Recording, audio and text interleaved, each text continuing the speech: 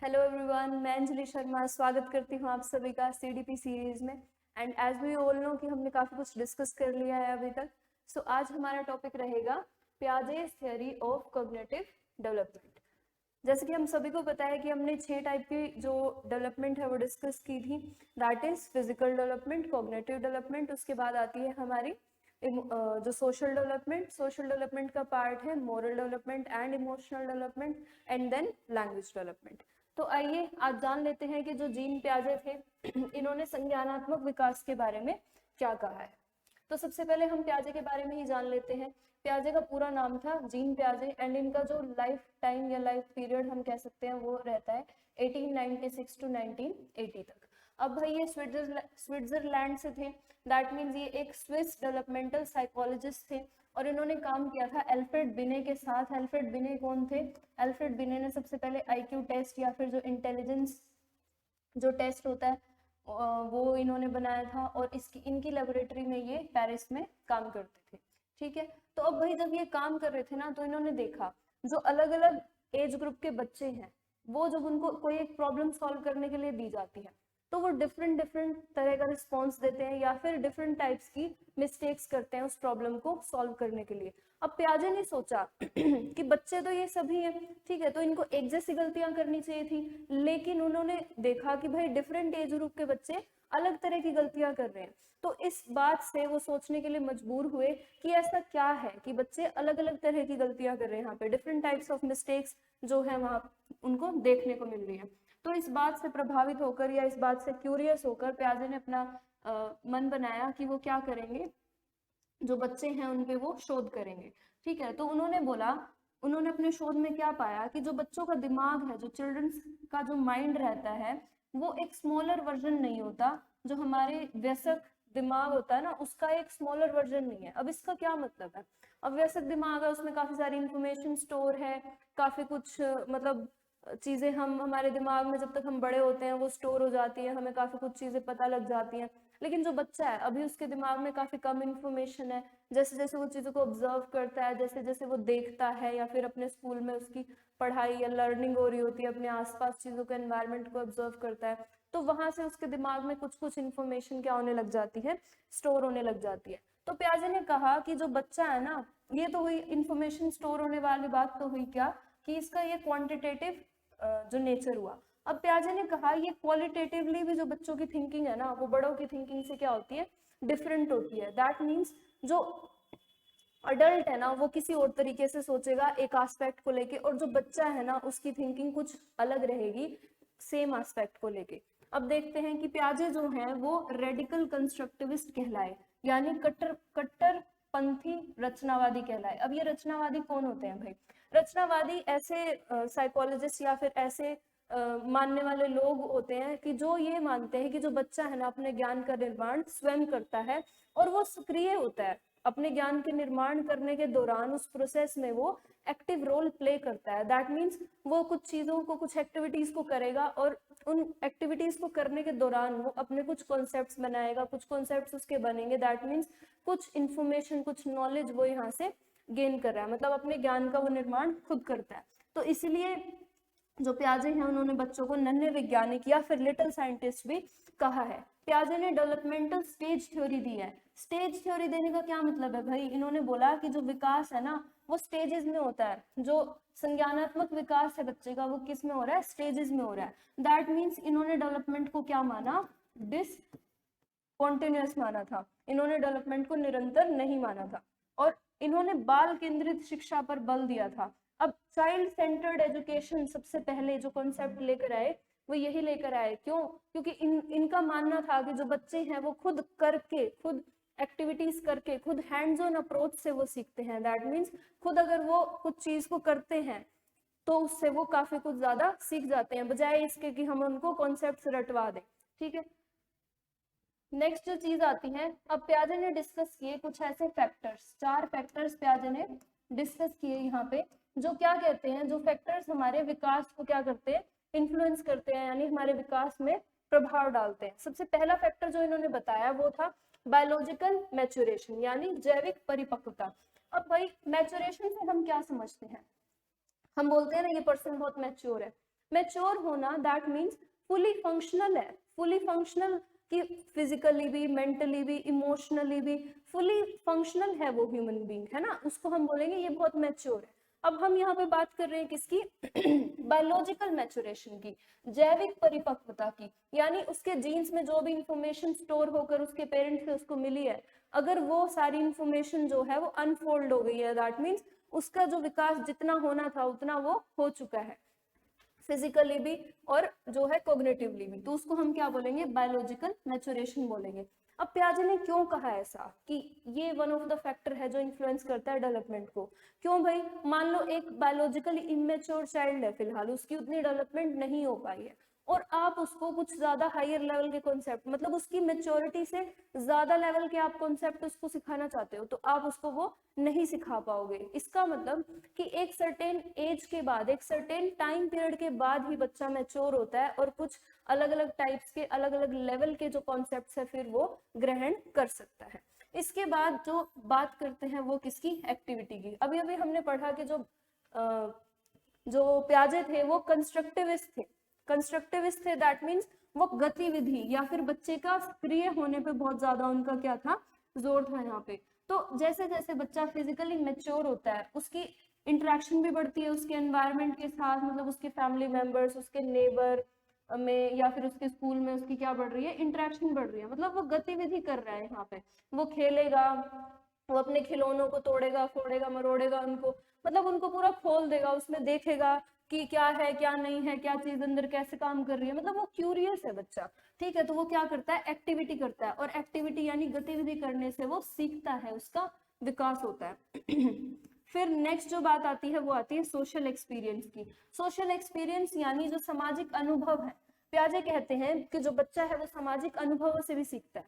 अब सामाजिक अनुभवों से सीखने पर पियाजे ने कम जोर दिया है, लेकिन जो लेव वाइगोत्स्की हैं, जो एक सोशल जो डेवलपमेंट की जिन्होंने थ्योरी दी है, उन्होंने ज्यादा जो है बल दिया है सामाजिक करण पे, या फिर सामाजिक तौर से जो बच्चा है वो ज्यादा सीखता है, उन्होंने ऐसा बोला है। लेकिन जो पियाजे हैं उन्होंने ज्यादा बल किस पे दिया है, ज्यादा जोर दिया है बायोलॉजिकल मैच्योरेशन पे, मैच्योरेशन पे इन्होंने ज्यादा जो है एम्फेसिस किया है, ठीक है। तो फिर क्या कहते हैं पियाजे कि जो बच्चा है ना वो लोगों से इंटरेक्ट करके भी सीखता है, लोगों से इंटरेक्ट करने के बाद भी उसका जो है कोग्निटिव डेवलपमेंट यानी कि उसका जो संज्ञानात्मक विकास यहाँ पे होता है, ठीक है। नेक्स्ट जो फैक्टर आता है हमारे डेवलपमेंट को जो प्रभावित करता है वो है इक्विलिब्रेशन यानी संतुलन।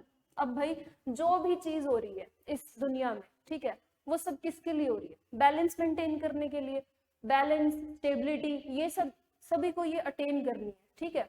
मैं पढ़ा रही हूँ, आप पढ़ रहे हो, किस लिए, हम सबको क्या करना है, स्टेबिलिटी चाहिए लाइफ में, हम सबको बैलेंस मेंटेन करना है। तो क्या कहता है पियाजे कि जब बच्चे का विकास हो रहा है ना तो उस टाइम पे वो कुछ चीजें सीख रहा है, ठीक है, कुछ कुछ नई नई चीजें वो सीख रहा है, मतलब नई नई इंफॉर्मेशन वो ग्रहण कर रहा है। अब क्या होगा, यहाँ पे वो बैलेंस बनाने की कोशिश करेगा इन सब में, इन नई इंफॉर्मेशन में। फिर क्या होगा, इस इंफॉर्मेशन के अलावा कुछ अदर न्यू इंफॉर्मेशन ऐड हो गई, अब वहां पे उसका डिसइक्विलिब्रियम हो जाएगा, मतलब वो जो संतुलन उसने बनाया था, एक समझ बनाई थी उस कॉन्सेप्ट के बारे में, वो समझ उसकी थोड़ी उसको, वो समझ जो उसने पहले बनाई थी ना, वो समझ अब उसको हेल्प नहीं कर रही उस अनदर हायर लेवल के कॉन्सेप्ट को समझने में। तो वो यहाँ पे क्या करेगा, इस संतुलन उसका बिगड़ गया, मतलब यहाँ पे वो अपने स्कीमा में थोड़ा चेंज करेगा। अब ये स्कीमा और ये सारी इक्विलिब्रेशन, डिसइक्विलिब्रेशन, ये सारी बातें हम आगे जो है आने वाली स्लाइड्स में समझेंगे। ये देखिए स्कीमा। स्कीमा क्या होता है फिर, स्कीमा एक ऐसे बिल्डिंग बेसिक बिल्डिंग ब्लॉक्स होते हैं थिंकिंग के। मान लीजिए ये हमारा क्या है, ब्रेन है, ठीक है। अब इस ब्रेन में क्या है, डिफरेंट डिफरेंट, हमने पियाजे के अकॉर्डिंग है, ये पियाजे के अनुसार है ये चीजें, कि यहाँ पर डिफरेंट डिफरेंट ब्लॉक्स बने हुए हैं, हर प्रकार की इंफॉर्मेशन को स्टोर करने के लिए एक अलग से ब्लॉक है, ठीक है, एक अलग से क्या है, ब्लॉक है, हर प्रकार की इंफॉर्मेशन को स्टोर करने के लिए। जैसे कि मान लो बच्चे ने क्या देखा, एक ट्री देखा, उसने देखा कि ट्री क्या है, ग्रीन है, अब उसके दिमाग में वो इन्फॉर्मेशन स्टोर हो गई, किसकी फॉर्म में, एक स्कीमा के फॉर्म में, ठीक है। अब बच्चा कोई अलग दूसरे टाइप का ट्री देखेगा तो यहाँ पे वो इन्फॉर्मेशन भी जो है स्कीमा के फॉर्म में उसकी क्या हो गई, स्टोर हो गई। ऐसे बच्चा गाड़ी देखेगा, कुत्ता देखेगा, टॉयज देखेगा, तो वो जो सारी इंफॉर्मेशन उसके दिमाग में स्टोर हो रही है वो किसकी फॉर्म में हो रही है, स्कीमा के फॉर्म में हो रही है। अब स्कीमा है क्या? स्कीमा है ना इंफॉर्मेशन को या फिर नॉलेज को ऑर्गेनाइज करने का एक तरीका है पियाजे के अकॉर्डिंग, ठीक है। नॉलेज को कैटेगराइज करने का ये एक तरीका है, मतलब वातावरण द्वारा अर्जित संपूर्ण ज्ञान का संगठन ही क्या है? स्कीमा है। अब जैसे जैसे एक्सपीरियंसेस चेंज होते जाएंगे ना बच्चे के, तो नई इंफॉर्मेशन आती जाएगी यहाँ पे, और वो नई इंफॉर्मेशन के द्वारा अपने स्कीमा को या तो मॉडिफाई करेगा, उसको थोड़ा सा बदलेगा, या उसमें कुछ ऐड करेगा चीजें, ठीक है, या फिर उस प्रीवियसली जो उसका स्कीमा बना था ना उसको क्या कर देगा? कंप्लीटली चेंज कर देगा नई इंफॉर्मेशन को वो ग्रहण करने के लिए। अब देखिए जैसे सबसे पहले अगर यहाँ पे अगर हम एग्जाम्पल लें, इस इमेज से अगर हम समझना चाहें, बच्चे ने देखा कि ये क्या है? एक गाड़ी है, इसके 4 पहिए होते हैं, इसमें कोई इंसान बैठ के इसको चला सकता है, और ये उसके लिए डेंजरस भी हो सकती है ना, और ये एक इजी वे है ट्रैवल करने का। तो ये सारी इंफॉर्मेशन उसके दिमाग में स्टोर हो गई, किसकी फॉर्म में? स्कीमा की फॉर्म में। किसकी फॉर्म में स्टोर हो गई? स्कीमा की फॉर्म में स्टोर हो गई।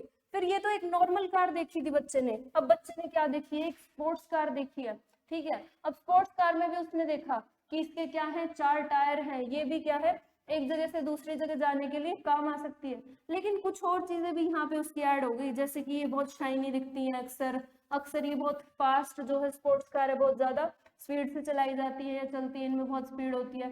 फिर वो बोलेगा कि ये बहुत ज्यादा एक्सपेंसिव भी होती है, साइज में ये छोटी होती है। मतलब उसने अपने स्कीमा में कुछ कुछ चीजें क्या कर ली? यहाँ पे ऐड कर ली, कुछ कुछ नई चीजें ऐड कर ली अपने स्कीमा में, ठीक है। तो अब क्या कहता है जो पियाजे है, वो क्या कहते हैं? वो ये कहते हैं कि जो बच्चा है ना उसमें जन्म से ही इनेटली उसमें कुछ क्या होते हैं? रिफ्लेक्सेस होते हैं। क्या होते हैं?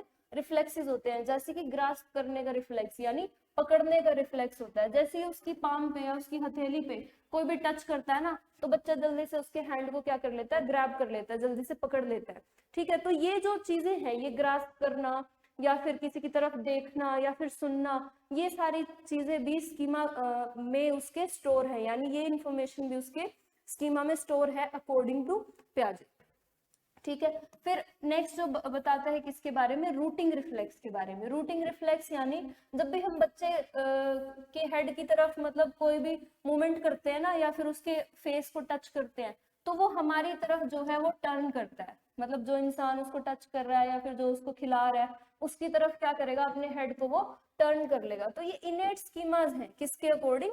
पियाजे के अकॉर्डिंग। तो चलिए आगे कुछ और चीजें जान लेते हैं कि पियाजे ने अपनी थ्योरी में और क्या क्या बताया। पियाजे ने बताया कि जो इन्फॉर्मेशन बच्चे को मिल रही है ना, जो इन्फॉर्मेशन वो ग्रहण कर रहा है अपने एनवायरनमेंट से, ठीक है, वो उसको क्या करता है? वो उसको ऑर्गेनाइज करता है और उसके अकॉर्डिंग अडेप्टेशन करता है। अब इन्फॉर्मेशन को ऑर्गेनाइज करने का क्या मतलब है भाई? वो कुछ चीजों को कंबाइन करेगा, मतलब वो कुछ चीजों को अरेंज करेगा यहाँ पे, फिर उसका रिकम्बिनेशन करेगा, उसको रीअरेंज करेगा। मतलब जो भी उसने सीखा ना एनवायरनमेंट से, वो उसकी समझ बनाने की कोशिश कर रहा है। उस इंफॉर्मेशन को लेकर वो उसकी क्या बनाने कर रहा है? समझ बनाने की कोशिश कर रहा है, कुछ कॉन्सेप्ट्स फॉर्म करने की कोशिश कर रहा है यहाँ पे बच्चा, ठीक है। और ये कॉन्सेप्ट फॉर्मेशन हो रही है through organisation of knowledge and then adaptation. Adaptation क्या है भाई? एडेप्टेशन यानी रूपांतरण, मतलब वो अपने एनवायरनमेंट के हिसाब से एडजस्ट होने की क्या कर रहा है? कोशिश कर रहा है। और इसमें जो फर्दर 2 टर्म्स आती हैं वो आती है हमारी assimilation and next is accommodation.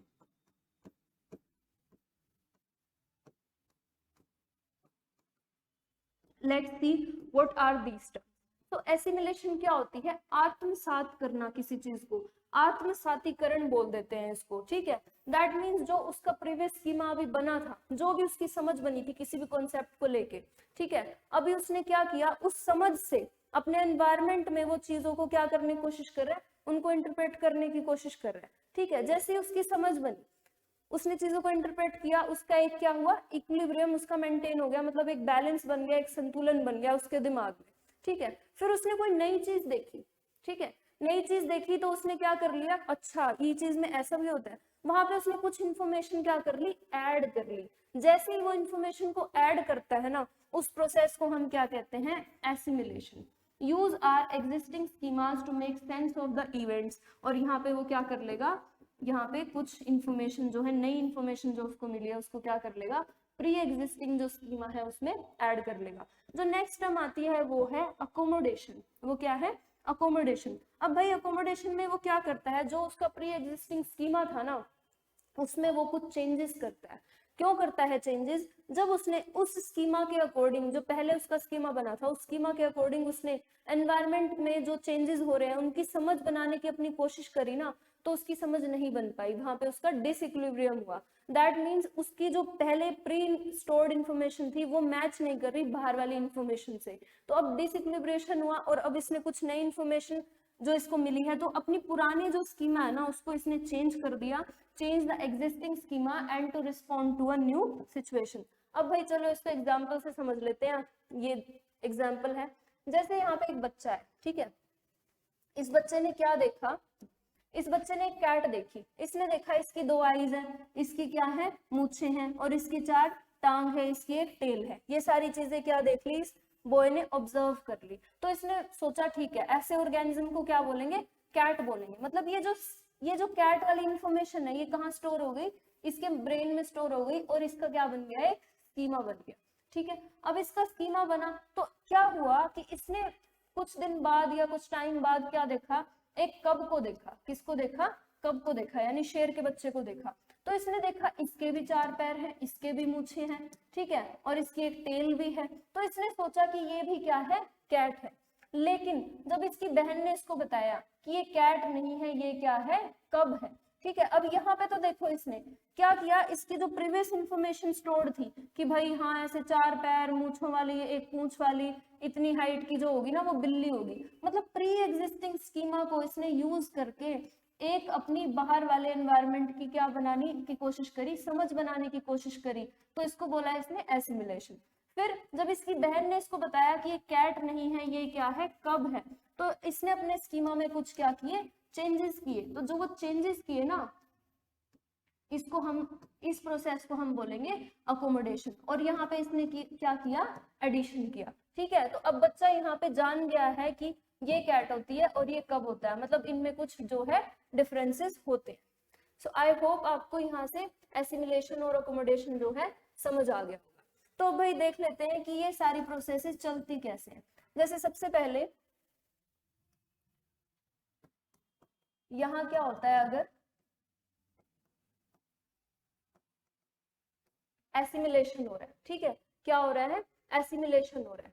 तो एसिमिलेशन हो गया, दैट मीन्स बच्चा जो है उसका एक संतुलन बन गया, एक इक्विलिब्रियम बन गया वहां पे। ठीक है, अब इक्विलिब्रियम बन गया, ठीक है, लेकिन कुछ दिनों बाद एक नया स्टिमुलस आया, मतलब वातावरण में, पर्यावरण में कुछ, उसके परिवेश में कुछ अलग तरह के चेंजेस उसको देखने को मिले, नया स्टिमुलस उसको मिला। तो उन अलग चेंजेस को वो अब इंटरप्रेट नहीं कर पा रहा है अपनी एग्जिस्टिंग इंफॉर्मेशन के आधार पे। तो यहाँ पे उसका क्या हो गया, जो संतुलन है वो बिगड़ गया, दैट मीन्स डिसइक्विलिब्रियम आ गया। ठीक है, उसकी जो प्री स्टोर्ड इन्फॉर्मेशन थी उसमें।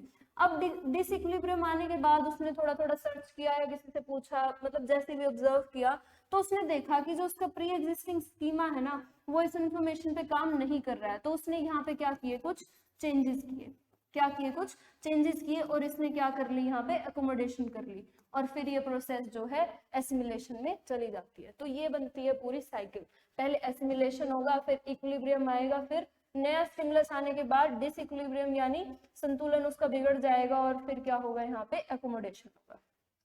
तो चलिए अब बात कर लेते हैं किसकी, स्टेजेस ऑफ कॉग्निटिव डेवलपमेंट की। तो भाई जो प्याजे हैं उन्होंने 4 स्टेज बताई है कॉग्निटिव डेवलपमेंट की, जिसके आधार पे उन्होंने जो एज है उसके बेसिस पे जो उन्होंने क्या है स्टेजेस को बांटा है। तो सबसे पहली जो स्टेज आती है वो है सेंसरी मोटर स्टेज। कौन सी स्टेज है, सेंसरी मोटर स्टेज है। एक जो 0 से 2 ईयर पे ये रहती है बच्चे की, यानी जन्म से 2 साल तक ये रहती है।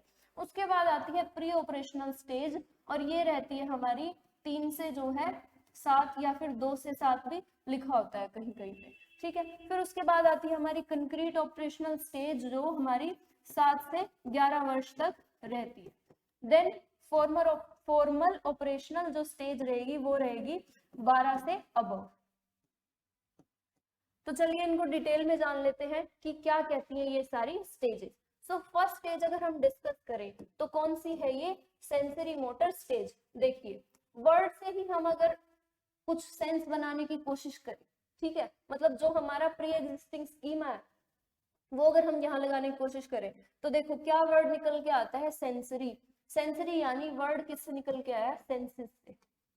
किससे, सेंसेस से। और मोटर, मोटर यानी मस्कुलर, उसकी मूवमेंट से, ठीक है, मसल्स कह लो या उसकी मूवमेंट्स कह लो। दैट मीन्स बच्चा जो है अपनी समझ बनाने की कोशिश कर रहा है, किससे, अपनी सेंसेस के द्वारा, अपने टच, मतलब टच करना, फील करना, और जैसे जो आईज है मतलब देखना या फिर सुनना, ये सारी हमारी सेंसेस में आती हैं, है ना, टच, स्मेल, देखना और हियरिंग, ठीक है, और फील करना, ये सारी हमारी सेंस ऑर्गन्स होते हैं। तो इन सेंस ऑर्गन्स के थ्रू वो क्या करने की कोशिश कर रहा है, सेंस एक्सपीरियंसेस के थ्रू नॉलेज एक्वायर करने की या फिर नॉलेज गेन करने की वो कोशिश कर रहा है। इसीलिए इस स्टेज को हिंदी में क्या बोलेंगे, इंद्रिय जनित अवस्था। 0 से 2 ईयर रहती है और हमें पता है इसी अवस्था को हम इन्फेंसी यानी जो इन्फेंसी है वो भी कहते हैं। फिर क्या कहता है कि इस स्टेज में ना बच्चा कुछ रिफ्लेक्सेस होते हैं उसके, जैसे कि सक करना, जैसे कि पकड़ना, ग्रास्प करना, लुकिंग देखना, लिसनिंग सुनना, ये सारे उसके क्या रहते हैं, कुछ रिफ्लेक्सेस होते हैं, कुछ रिफ्लेक्स एक्शंस होते हैं, कुछ रिफ्लेक्स मूवमेंट्स होती हैं उसकी, ठीक है। और इसी स्टेज में जो बच्चा है ना वो गोल डायरेक्टेड बिहेवियर करता है। कैसा बिहेवियर वो शो करता है, गोल डायरेक्टेड बिहेवियर वो शो करता है। मतलब जैसे ही वो 6-7 महीने का था ना, अभी तक उसको जो है ज्यादा चीजें नहीं मालूम थी, लेकिन जैसे ही वो 8 से 9 महीने वाली स्टेज में एंटर करता है ना, तो वो क्या करता है, उसको पता लग जाता है कि भाई भूख लग रही है तो रोना है, या फिर अगर तुम रोओगे तो मम्मी तुम्हारे पास आ जाएगी। तो वो कैसा बिहेवियर शो कर रहा है, वो गोल डायरेक्टेड बिहेवियर या गोल डायरेक्टेड एक्शन जो है वो शो करने लग जाता है 8 to 12 मंथ्स में, ठीक है। यहाँ पे बच्चा थोड़ी थोड़ी, बहुत कम जो है इमिटेशन भी करना स्टार्ट कर देगा towards the end of this stage. फिर यहाँ पे एक और जो फीचर इस स्टेज का रहता है वो क्या है, out of sight out of mind feature. अब भाई क्या है ये out of sight out of mind, मतलब कि बच्चे को ये लगता है कि जो चीज उसके आंखों के सामने नहीं है ना वो एग्जिस्ट ही नहीं करती, ठीक है। जैसे ये गेम जो है हम अक्सर बच्चों के साथ खेलते हैं, इसका नाम इसने लिख रखा है पी का बू गेम, पी का बू गेम। इसमें क्या है, जैसे ये औरत है इसने अपना मुंह छिपाया, जैसे ही ऐसे करके अपना मुंह दिखाएगी बच्चे को और ऐसे इसको बोलेगी कुछ भी, ता जा जो भी ऐसे करके, तो बच्चा क्या होगा, खुश हो जाएगा। क्यों खुश हो जाएगा, इसको लगेगा कि अभी तक तो ये जो लेडी थी ना ये यहाँ थी ही नहीं और ये एकदम से आ गई।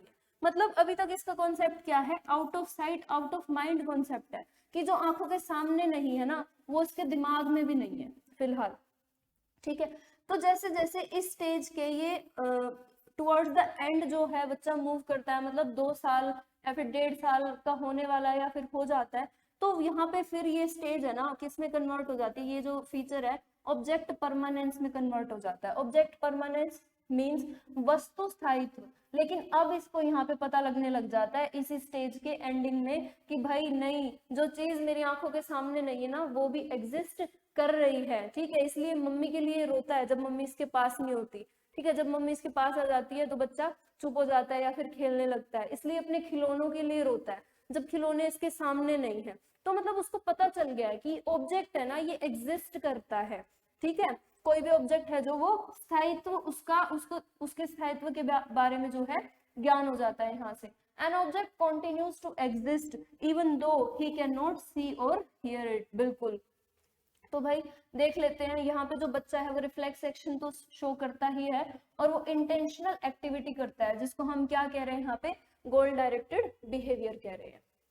तो चलिए आइए जान लेते हैं कि इसके बाद जो हमारी स्टेज आएगी ना वो स्टेज आएगी प्री ऑपरेशनल स्टेज। कौन सी स्टेज आएगी, जो सेकंड है वो है प्री ऑपरेशनल स्टेज आती है।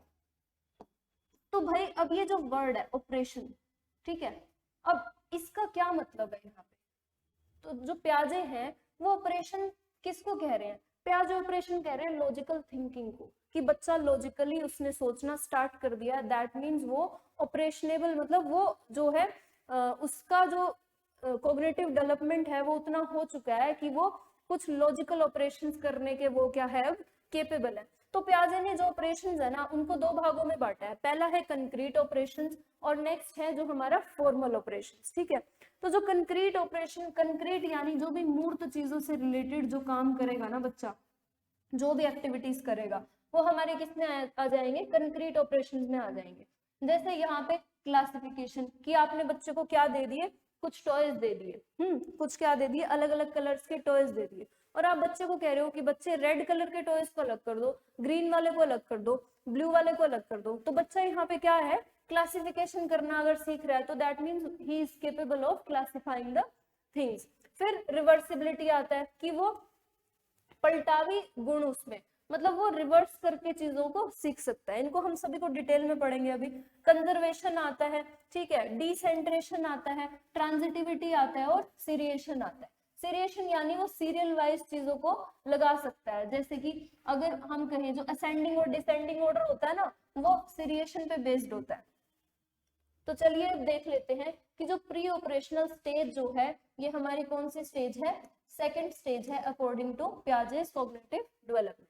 अब पियाजे ने इसको प्री ऑपरेशनल कहा है, यानी ऑपरेशन यानी लॉजिकल थिंकिंग से पहले वाली स्टेज है ना, प्री नर्सरी यानी नर्सरी से पहले वाली क्लास। तो इसी प्रकार से प्री ऑपरेशनल स्टेज यानी कि लॉजिकल थिंकिंग से पहले वाली जो स्टेज है ना, वो हमारी क्या कहलाएगी, पूर्व सक्रियात्मक जो अवस्था है वो 2 से 7 वर्ष है।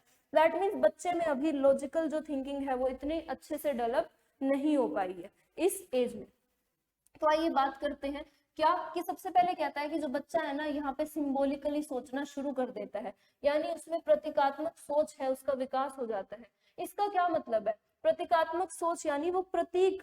अब मान लो जब आप इससे पहली वाली स्टेज में अगर बच्चे को आप क्या दे रहे हो, एप्पल दे रहे हो, तो आपको एप्पल देना पड़ेगा अगर आप एप्पल के बारे में कुछ बता रहे हो। लेकिन इस स्टेज में क्या होगा कि अगर आपने उसको एप्पल नहीं दिया लेकिन आप उसको सिर्फ बता रहे हो एप्पल के बारे में या कुछ बात कर रहे हो एप्पल के बारे में, है ना, तो वो क्या करेगा, वो अपने दिमाग में एप्पल का जो इमेज है वो क्रिएट कर पाएगा, यहाँ पे वो सिंबॉलिकली सोच पाएगा। तो इसी चीज को क्या कहते हैं, सिंबॉलिकली थिंकिंग कहते हैं। He learns to use words and pictures to represent objects. Object को रिप्रेजेंट करने के लिए अब उसके दिमाग में वर्ड्स आ गए हैं, मतलब वो वर्ड यूज करता है या फिर वो जो पिक्चर्स हैं उनको वो यूज करने लग जाता है। फिर यहाँ पे इस जो हमारी जो स्टेज है इसकी एक और फीचर इसका रहता है, वो क्या है, ईगोसेंट्रिज्म। ईगोसेंट्रिज्म यानी अहमवादी।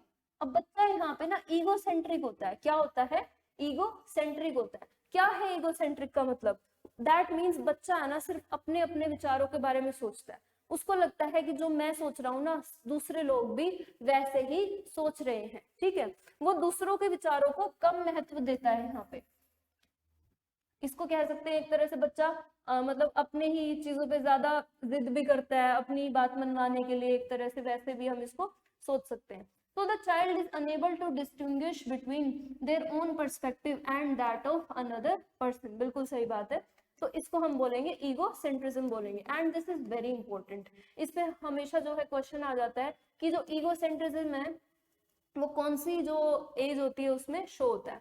फिर हमने बात की थी कि लॉजिकली इनएडिक्वेट थिंकिंग होती है बच्चे की, मतलब अभी उसके लॉजिक डेवलप अच्छे से नहीं हो पाए हैं जब वो क्या कर रहा है, सोच रहा है या फिर कोई मेंटल ऑपरेशंस कर रहा है, ठीक है, क्योंकि उसको कोग्निटिव ऑपरेशंस की हम बात कर रहे हैं ना। कोग्निटिव ऑपरेशंस में क्या क्या आ जाएंगे, हमारी मेमोरी, हमारे लॉजिक, जो हम चीजों के पीछे का लॉजिक ढूंढते हैं, हम जो प्रॉब्लम सॉल्विंग आ गई, ठीक है, और मतलब जो भी हमारे जो दिमाग से रिलेटेड जो भी काम रहेंगे वो हमारे कोग्निशन में आ जाते हैं, यहाँ पे हमारे मेंटल ऑपरेशंस में आ जाते हैं। नेक्स्ट जो है इस स्टेज का फीचर वो एक क्या रहता है, animism. This is also very important, ये भी जो है एक प्रीवियस ईयर है कि जो बच्चा है ना यहाँ पे वो जीववाद में विश्वास करता है। वो क्या सोचता है कि जितनी भी इनएनिमेट यानी नॉन लिविंग जो वस्तुएं हैं ना, अजीवित जो वस्तुएं हैं, वो क्या है, उनके अंदर फीचर है कि वो लिविंग हो सकती है। जैसे कि वो जब उसको चोट लग जाती है, ठीक है, मान लो उसको चेयर से या बेंच से जो है वो गिर गया या उसको चोट लग गई या वो मान लो उसको खून वून आ गया, तो क्या होगा, वो उस पर गुस्सा करेगा, ठीक है, वो उसको लात मारेगा, उसको लगेगा कि इसको भी क्या हो रहा है, दर्द हो रहा है। क्यों, क्योंकि वो सोच रहा है ये जो बेंच या ये जो चेयर है ये लिविंग है, ठीक है। तो इस चीज को हम क्या बोलते हैं, एनिमिज्म बोलते हैं। बच्चा यहाँ पे इनएनिमेट ऑब्जेक्ट्स को क्या करता है, वो उसको लाइफ लाइक क्वालिटीज मतलब सोचता है कि इनमें भी हैं जो लिविंग क्वालिटीज जैसे कि लिविंग ऑर्गेनिज्म में होती है वैसी क्वालिटीज इनमें भी हैं। अब इसी जो स्टेज को हम क्या कहते हैं, इमिटेटिव एज भी बोलते हैं। क्यों, बच्चा यहाँ पे अनुकरण से सीखता है, अनुकरण से वो सब कुछ सीखता है, वैल्यूज सीखता है, सबसे इंपॉर्टेंट वो क्या सीखता है, लैंग्वेज सीखता है अनुकरण करके, ठीक है, और भी काफी सारी चीजें वो यहाँ से सीखता है। तो इसी जो स्टेज को हम क्या बोलते हैं, प्री स्कूल एज भी बोलते हैं। क्यों, क्योंकि बच्चे ने अभी फॉर्मली स्कूल जाना यहाँ पे स्टार्ट नहीं किया, ऑल्दो किंडरगार्टन वगैरह में वो जाने लग जाता है, ठीक है। अब इस स्टेज का जो नेक्स्ट फीचर आता है वो है आर्टिफिशियलिज्म, यानी कृत्रिमता। अब कृत्रिमता क्या होती है भाई, उसको लगता है कि जो एनवायरमेंटल कैरेक्टरिस्टिक्स है ना, मतलब जो एनवायरमेंट के फीचर्स है, मान लो हवा चल रही है या फिर जो बादल हैं उनका कलर व्हाइट है, तो उसको लगता है कि इनको ना ह्यूमन के एक्शन द्वारा चेंज किया जा सकता है। कैसे, वो बोलेगा कि आज बादल है ना जो व्हाइट है, क्योंकि बादलों पे किसी ने क्या कर दिया है, व्हाइट कलर का पेंट कर दिया। या हवा बहुत जोर से चल रही है, क्यों, क्योंकि उसको लगेगा कि भाई कोई जो इंसान है वो बहुत जोर से क्या मारे, फूंक मारे। तो ऐसी ऐसी चीजें जो उसको लगती है ना यहाँ पे इस एज में, तो उसको बोलते हैं हम आर्टिफिशियलिज्म, ठीक है। ये वही एग्जाम्पल दे रखे हैं। फिर यहाँ पे जो बच्चे की थिंकिंग है वो इरिवर्सिबल थिंकिंग होती है। कैसी थिंकिंग होती है, वो रिवर्स करके नहीं सोच सकता चीजों को यहाँ पे, ठीक है, रिवर्स करके वो नहीं सोच सकता, अनेबल टू थिंक बैकवर्ड्स। जैसे अगर हम उसको बोले जो 5 - 3 है ना वो क्या हो जाएगा, 2 हो जाएगा, तो बच्चा ऐसे नहीं सोच पाएगा कि जो 2 + 3 है ना वो 5 हो जाएगा, ठीक है। ये जो थिंकिंग है ये इसकी नेक्स्ट स्टेज में डेवलप होगी, अभी ये डेवलप नहीं होती। अब इसका एक और कारण भी यहाँ पे रहता है, वो क्या है, सेंट्रेशन। सेंट्रेशन यानी केंद्रीयकरण। अब बच्चा रिवर्सिबल क्यों नहीं सोच पा रहा है, या फिर वो कंजर्वेशन जो एक अनदर इस स्टेज का फीचर है वो क्यों नहीं हो पा रहा है, क्योंकि वो चीजों के ना सिर्फ एक डायमेंशन पे यानी सिर्फ एक एस्पेक्ट पे वो फोकस कर पा रहा है इस टाइम पे, इस स्टेज में। वो 2 या 3 एस्पेक्ट पे फोकस एक टाइम पे नहीं कर सकता। वस्तुओं के एक ही पक्ष को वो देखता है, किसमें, सेंट्रेशन प्रोसेस, मतलब जो सेंट्रेशन फीचर है उसमें ये चीज आती है कि वो एक ही पक्ष को यहाँ पे क्या करता है, देखता है, ठीक है। और इसी के कारण जो है बच्चे में कंजर्वेशन भी यहाँ पे अभी तक डेवलप नहीं हुई होती। कंजर्वेशन यानी मान लो अगर आपके पास क्या है, 2 बीकर्स है, आपके पास क्या है, 2 बीकर है, और 2 बीकर में ना आपने सेम जो है अमाउंट ऑफ लिक्विड लिया है, ठीक है, सेम अमाउंट ऑफ लिक्विड लिया है। मान लो ये क्या है, 100 ml का बीकर है, और ये भी क्या है, 100 ml का जो है हमारा बीकर है, ये भी क्या है हमारा 100 ml का बीकर है। तो क्या कहता है कि अगर ये जो है इसकी क्या है, विड्थ ज्यादा है और इसकी हाइट ज्यादा है, तो अगर आप सेम लिक्विड इसमें डाल दिया आपने, तो अगर आप बच्चे से पूछोगे ना कि किसमें ज्यादा लिक्विड है, तो वो बोलेगा इसमें ज्यादा लिक्विड है। क्यों, क्योंकि वो इसके सिर्फ लेंथ के एस्पेक्ट को यहाँ पे देख पा रहा है। क्यों, क्योंकि सेंट्रेशन जो फीचर है ना वो इसी स्टेज का फीचर है। यहाँ पे बच्चा सिर्फ एक पक्ष के ऊपर जो है ध्यान लगा पा रहा है, वो क्या है, लेंथ, और वो इसकी ब्रेड्थ को या फिर इसकी चौड़ाई को यहाँ पे नहीं देख रहा है, ठीक है। अब यहाँ पे भाई लैंग्वेज की जो डेवलपमेंट है ना वो बहुत ज्यादा तेजी से होती है, बहुत ज्यादा रैपिडली होती है। 200 वर्ड से 2000 वर्ड्स तक जो है बच्चा यहाँ पे सीख जाता है। अब जो प्याजे है ना वो लैंग्वेज के बारे में क्या कहते हैं, इस पे भाई अक्सर जो है क्वेश्चन पूछ लिया जाता है। सिर्फ इस एक सिंगल सेंटेंस पे आपको क्वेश्चन देखने को मिल सकता है, वेरी इंपॉर्टेंट है। क्या कहते हैं प्याजे कि जो थॉट है ना वो पहले आएगा और लैंग्वेज जो है बाद में आएगी। इसी चीज को हम इस तरह से भी कहते हैं कि बच्चा जो है ना वो मैच्योर पहले हो जाएगा और उसकी लर्निंग जो है वो बाद में होगी, ठीक है। अब कैसे भाई, क्या बोलते हैं प्याजे कि पहले आपके दिमाग में क्या आएगा, विचार आएगा, फिर उस विचार को व्यक्त करने के लिए आपके पास वर्ड्स आएंगे। दैट मीन्स प्याजे क्या कह रहे हैं, पहले मैच्योरिटी को वो जो है क्या कह रहे हैं, मैच्योरिटी को वो प्रेफरेंस दे रहे हैं कि पहले बच्चा कॉग्निटिवली या फिर जो इमोशनली मेंटली वो क्या होगा, मैच्योर होगा, उसके बाद जो है उसकी लर्निंग जो है होनी यहाँ पे स्टार्ट होगी। तो चलिए देख लेते हैं नेक्स्ट हमारी जो स्टेज आती है वो है third stage, that is concrete operational stage. अब कॉन्क्रीट चीजें, कॉन्क्रीट यानी मूर्त चीजें, यानी जो स्थूल चीजें हैं जिनको हम क्या कर सकते हैं, टच कर सकते हैं, ठीक है। क्या बोलती है ये स्टेज, ये स्टेज बोलती है सबसे पहले तो ये 7 से 11 साल तक के जो बच्चे यानी जो मिडिल चाइल्डहुड और जो प्री एडोलसेंस की जो एज रहती है वो इस स्टेज में आ जाएगी। अब बच्चे यहाँ पे हैंड्स ऑन से सीखेंगे, मतलब जो एक्टिविटी वो खुद करेंगे ना वो उन्हीं से उनकी जो है यहाँ पे थिंकिंग क्या होती है, डेवलप होती है। वो लॉजिकली यहाँ पे सोचना शुरू कर देते हैं, लेकिन सिर्फ कौन से कॉन्सेप्ट्स के बारे में, जो हमारे कंक्रीट इवेंट्स या फिर जो कंक्रीट जो मूर्त चीजें हैं सिर्फ उनके बारे में वो लॉजिकली यहाँ पे सोचना शुरू कर देते हैं। वो एब्स्ट्रैक्ट चीजों के बारे में यहाँ पे लॉजिक कभी नहीं लगा पाएंगे। ठीक है, बच्चों में यहाँ पे क्या डेवलप हो जाती है, इंडक्टिव रीजनिंग डेवलप हो जाती है।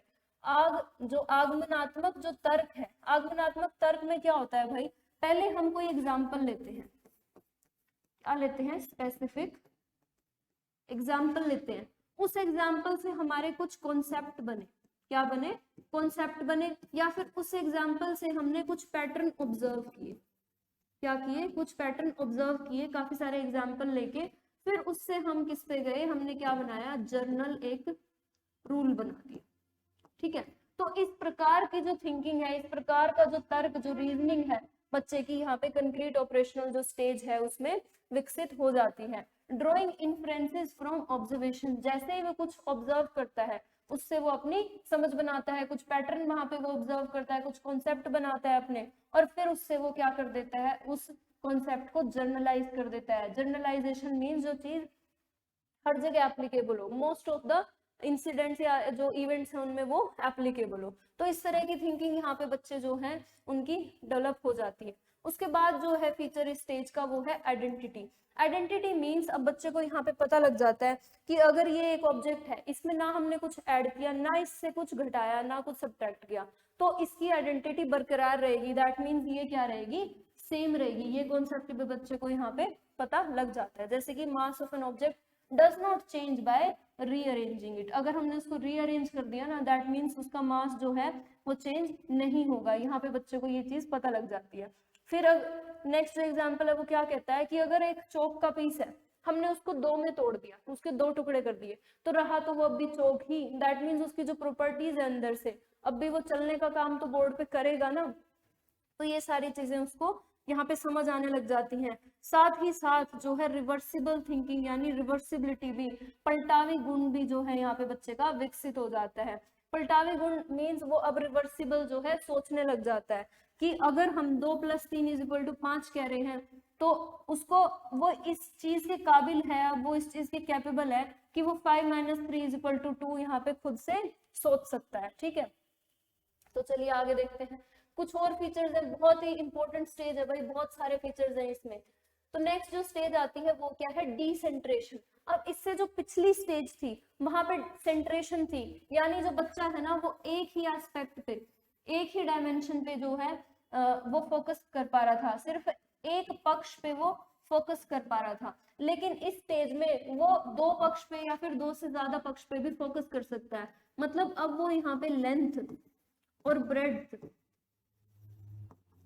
दोनों को ऑब्जर्व करेगा और वो बताएगा कि दोनों बीकर हैं, उनमें क्या है, सेम क्वांटिटी है, क्या है उनमें, सेम क्वांटिटी ऑफ लिक्विड जो है यहाँ पे आ रहा है। ठीक है, तो focus on more than one feature of a problem at a time and it allows for the conservation to occur. बिल्कुल, ये चीज जो मैंने अभी समझाई आपको, ये क्या है, कंजर्वेशन है।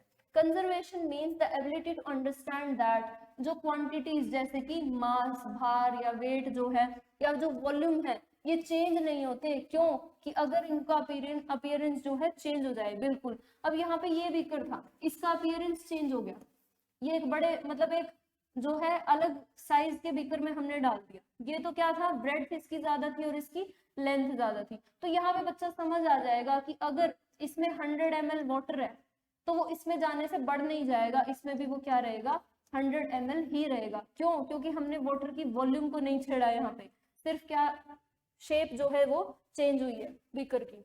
नेक्स्ट जो यहाँ पे फीचर रहेगा वो क्या रहेगा, ट्रांजिटिविटी। अब ट्रांजिटिविटी क्या रहेगा भाई, मान लो अगर ए ऑब्जेक्ट है वो किससे बड़ा है, बी से, और जो बी ऑब्जेक्ट है वो किससे बड़ा है, सी से।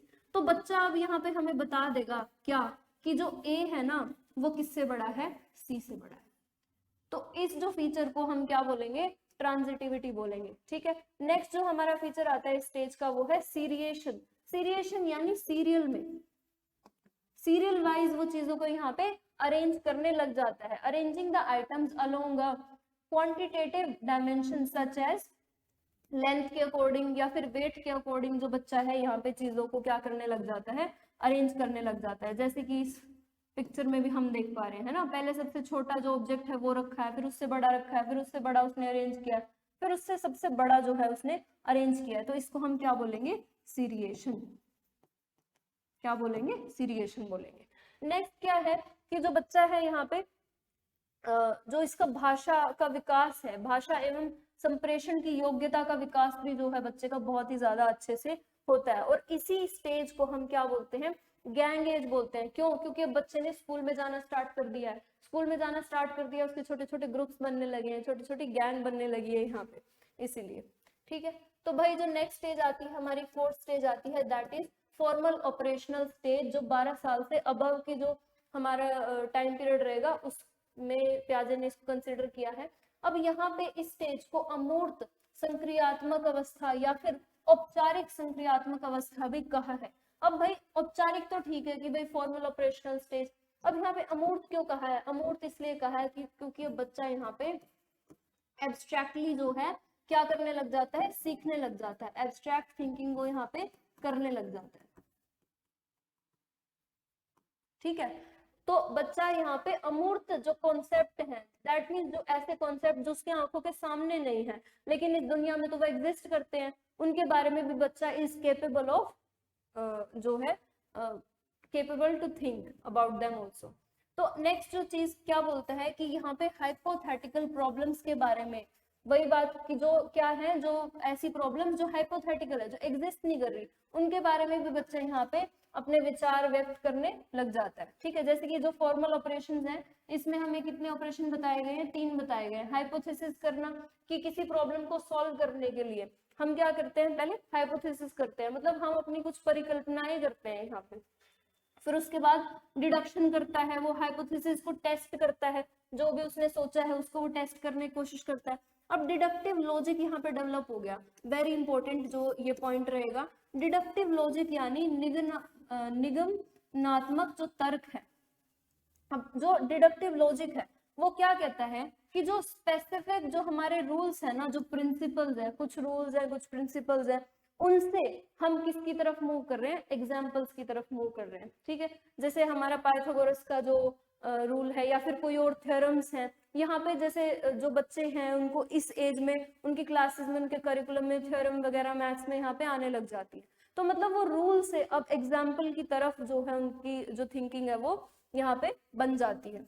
फिर इन्हीं दोनों को मिला के अगर हम बात करें तो क्या डेवलप होती है यहाँ पे बच्चे की, हाइपोथेटिको डिडक्टिव रीजनिंग डेवलप होती है, जहां पे वो कंसीडर कर सकता है एक हाइपोथेटिकल सिचुएशन को, एक ऐसी सिचुएशन जो उसके आंखों के सामने नहीं है बट इट माइट बी, या फिर उसके फ्यूचर में या फिर पास्ट में जो है कभी उसने उसको फेस किया हो, या फिर वो मतलब ऐसे ही मतलब इमेजिनेटिव जो सिचुएशन रहती है उसको, एंड रीजन भी कर सकता है वो इसके बारे में, कैसे, डिडक्टिवली, मतलब जर्नल एजम्पशन से वो स्पेसिफिक इम्प्लीकेशंस की तरफ यानी स्पेसिफिक एग्जांपल्स की तरफ जब वो जाता है तो उसको हम बोलेंगे हाइपोथेटिको डिडक्टिव रीजनिंग। यहाँ पे उसका लॉजिकल हो जाता है, जो उसका तर्क जो है, जो उसका चिंतन है, वो लॉजिकल थिंकिंग, यहाँ पे वो लॉजिकली एब्स्ट्रैक्ट और कंक्रीट के बारे में तो उसने पहले ही सीख लिया था, लॉजिकली जो है तर्क करना।